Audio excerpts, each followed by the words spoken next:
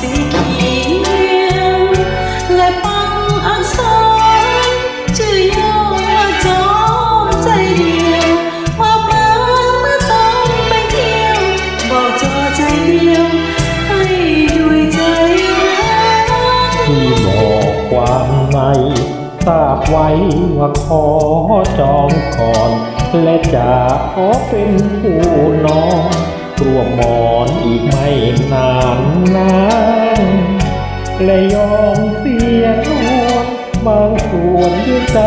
จงรักเฝ้าคอยหลายปีดีหลับจอสุดที่รักไม่อยากมาไกลเพียงชื่อบางอ่อ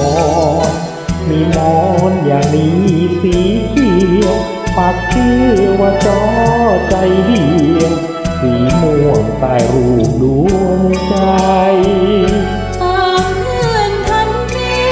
หมอนนี้ได้มาอย่างไร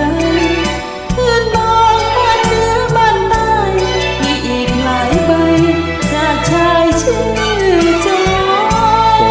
แจกหมอนให้ไว้ตั้งหลายมุมบ้าน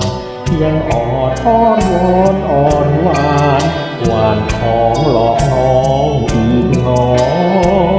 บอกจอใจเดียวปลอกกลิ้งจริงๆนะจอชอบใคร